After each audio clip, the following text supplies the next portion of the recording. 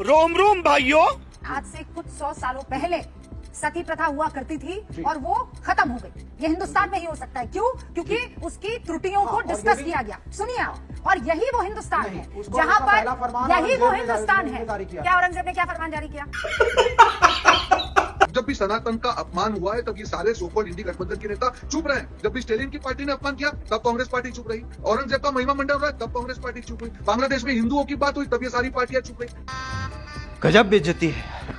विवेक जी, आप कब से हिंदू हो गए? बिल्कुल नहीं बात हिंदू मुसलमान की मुझे बताइए, तुष्टिकरण शब्द कहाँ से आ गया? मुसलमान कहाँ से आ गया? हम हिंदुओं में चल रहा है। एक मुसलमान ने प्रश्न किया, हिंदू ने प्रश्न किया। विवेक जी, आपने क्या कहा कि ये तो हम हिंदुओं के बीच की बात है।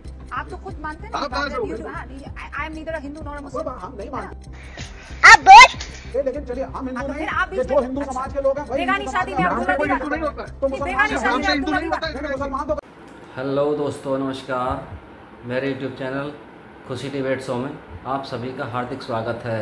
एंड आज की डिबेट होने वाली है भाजपा के तेज तर्रार प्रवक्ता रोहन गुप्ता एंड कांग्रेसी समर्थक Vivek Shrivastava and news anchor Rubika Liyaquat के बीच। तो दोस्तों, रूबिका लियाकत ने विवेक श्रीवास्तव की जिस तरीके से बैंड बजाई है, देखने लायक है। डिबेट बहुत ही शानदार होने वाली है दोस्तों, अंत तक ज़रूर देखना। और हाँ दोस्तों, यदि आप मेरे चैनल पर पहली बार आए हैं तो चैनल को सब्सक्राइब करना न भूलें और वीडियो को लाइक शेयर कमेंट ज़रूर करें। तो आइए दोस्तों, मेन वीडियो स्टार्ट करते हैं। तो करना, परेशान हो गए हम लोग 2.5 साल से। चलो भाई, शुरुआत सबसे पहले विवेक जी आपसे कर रही हूं। आ गए एक बार फिर से सनातन दिस सनातन दैट।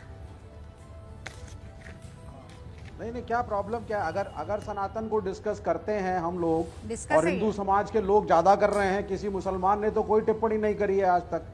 तो हिंदू समाज में हिंदू आपस में अगर डिस्कस करके किसी चीज को टीका टिप्पणी करते हैं, चाहे वो हमारे शास्त्रों में लिखे हुए जातीय डिस्क्रिमिनेशन की बात हो और या अन्य चीज़ों हो। आपने दक्षिण भारत का भी नाम लिया था, MK स्टालिन का नाम लिया आपने। वहाँ पे तो द्रविड़ पॉलिटिक्स थी, उसका भी नाम ली दिए। और झाड़ू लेकर के घुंघरू बांध करके एक आदमी चलता था रोड पे और ये कहता था कि मैं दलित हूँ, दूर हो जाओ वरना मेरी छाया से अपवित्र हो जाएगी। इस पे भी डिस्कशन हो जाए। तो बहुत सारी व्यापक चीजें हैं। इसको सिर्फ ये कहना कि हम 80-85% हिंदू आबादी यहाँ पर है। तो विवेक जी, आप उस हिंदुस्तान के बाशिंदे हैं, उस हिंदुस्तान के नागरिक हैं जहाँ पर आज से कुछ 100 सालों पहले सती प्रथा हुआ करती थी और वो खत्म हो गई। ये हिंदुस्तान में ही हो सकता है। क्यों? क्योंकि उसकी त्रुटियों को डिस्कस किया गया। सुनिए आप, और यही वो हिंदुस्तान है जहां पर यही वो हिंदुस्तान है। क्या औरंगजेब ने क्या फरमान जारी किया? और फरमान जारी करेगा औरंगजेब? औरंगजेब ने द फर्स्ट फरमान टू स्टॉप सती प्रथा वो औरंगजेब ने पास किया था। लेटर ऑन ब्रिटिश ने उसको इम्प्लीमेंट कराया। साले का खोपड़ी तोड़ साले का। तो डिस्कशन ना करें। हमारे धर्म में भी बहुत कम डिस्कशन हुआ है। और अगर हम सनातन को क्वेश्चन करते हैं, वो तो है ही नहीं कहीं ना। अगर ये हम तो सनातन को औरंगजेब है मुसलमान जो अपनी बेटियों को और बीवियों को घर से बाहर नहीं निकलने देता था। वो औरंगजेब जाकर सती प्रथा को खत्म करेगा। ठीक है, वो ठीक है, कैसे हो सकता है? पहला फरमान उसी ने निकाला। वो ठीक है, कैसे हो सकता है? हिस्टोरिकल ट्रुथ है। बड़ा इसको बड़ा औरंगजेब को हिंदू महिलाओं की जिंदगी और उनके रिस्पेक्ट के बारे में ख्याल आ गया कि फरमान जारी कर दिया।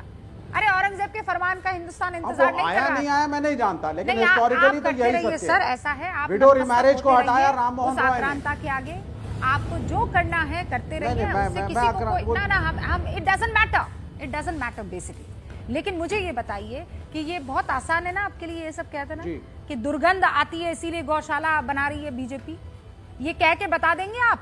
मैं तो रूबिका लियाकत हूँ, इसलिए ये सवाल आपसे कर सकती हूँ, पूछ सकती हूँ, क्योंकि मैं उसी कौम से आती हूँ।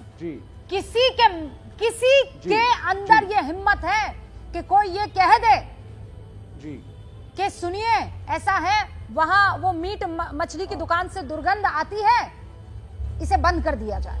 नहीं कहेगा कोई? कह सकता है ऐसा? अब मीट मछली की नहीं क्यों नहीं, वो देखिए आती है, लेकिन उसके लिए हाइजीन को फॉलो किया जाता है।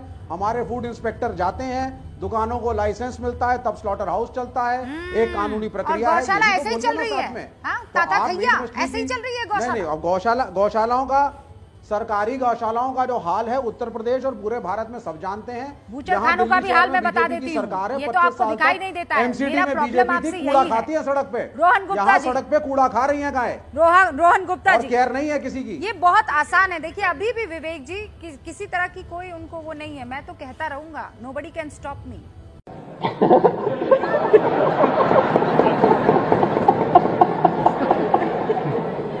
इसके पीछे की वजह आप समझ रहे ना क्या है? रूबिका जी, आपने अभी जो स्टार्टिंग में पूरी जो बात कही, यही पूरी चीज का एक पूरा जो मैं बोल रहा हूँ जो महत्व निकल के आ रहा है कि ये इनकी मजबूरी है। कि आप संयोग मत समझिए, एक प्रयोग है। उनकी जो तुष्टीकरण की दुकान चलाने के लिए उन्होंने एक मन बना लिया है कि हमको सनातन का अपमान करना है। जिस प्रकार से सांड बोलना, जिस प्रकार से गौ माता का अपमान करना, जिस प्रकार से औरंगजेब का महिमा मंडन करना, क्या आप इनको समझ में नहीं आता है कि इसके पीछे का क्या उद्देश्य है? सब लोग सब जानते हैं। आज कर्नाटक में उन्होंने सरकारी कॉन्ट्रैक्ट में 4% का उनका रिजर्वेशन दे दिया, तुष्टीकरण करते रहे, पर किसी ने भी ये लाइसेंस नहीं दिया है कि सनातन के अपमान के ऊपर आप अपने तुष्टीकरण की दुकान चलाएं। यही हो रहा है। आप देखिए ये पैटर्न, देखिए समाजवादी पार्टी, देखिए कांग्रेस, देखिए दिन ब दिन उनकी जो पराकाष्ठा। रोहन गुप्ता जी, प्रॉब्लम ये है ना कि वो जब आप कहते हैं कि ये हिंदुत्व का अपमान कर रहे हैं, तो वो भी जो बयान आपके नेताओं की तरफ से आते हैं वो आगे कर देते हैं कि आप मुसलमानों को बदनाम कर रहे हैं, मुसलमानों के खिलाफ बयान दे रहे हैं, तो फिर सब अपना अपना वोट बैंक पकड़ रहे हैं। बिल्कुल नहीं, कोई वोट बैंक पकड़ने की बात नहीं है। जब भी सनातन का अपमान हुआ है तब ये सारे सोकॉल्ड इंडी गठबंधन के नेता चुप रहे हैं। जब भी स्टेलिन की पार्टी ने अपमान किया तब कांग्रेस पार्टी चुप रही। औरंगजेब का महिमा मंडन हो रहा है तब कांग्रेस पार्टी चुप हुई। बांग्लादेश में हिंदुओं की बात हुई तब ये सारी पार्टियां चुप रही। बात तो सही है। ये क्यों चुप रहते हैं? देखिए किसी भी नफरती बयान के मैं कभी भी समर्थन, आप जानती है, कभी मैंने नहीं किया, पर इसका मतलब ये नहीं कि एक पैटर्न पार्टी के द्वारा बनी जाए कि आप तुष्टीकरण करें। जिस प्रकार से समाजवादी पार्टी के नेताओं के बयान आ रहे हैं, पूरे शर्म की बात है पूरे देश के सामने। किस प्रकार से आप कह सकते हैं कि सांड की बात करते हैं? किस प्रकार से आपको, आप बीच में मत बोले विवेक जी, मैं आपके बीच में नहीं बोला, मेरी बात को खत्म हो जाए। देखिए ये बहुत खतरनाक राजनीति है। क्वेश्चन मार्क करेंगे तो मुसलमान कहां से बीच में आ गए भाई? तुष्टीकरण कहां से बीच में आ गया? कि तुष्टीकरण की राजनीति से भी उनको माइनॉरिटी वोट नहीं मिल रहे हैं। मैं आपको दिल्ली का एग्जांपल दे रहा हूं। रोहन जी, जस्ट अ सेकंड। विवेक जी, आप कब से हिंदू हो गए?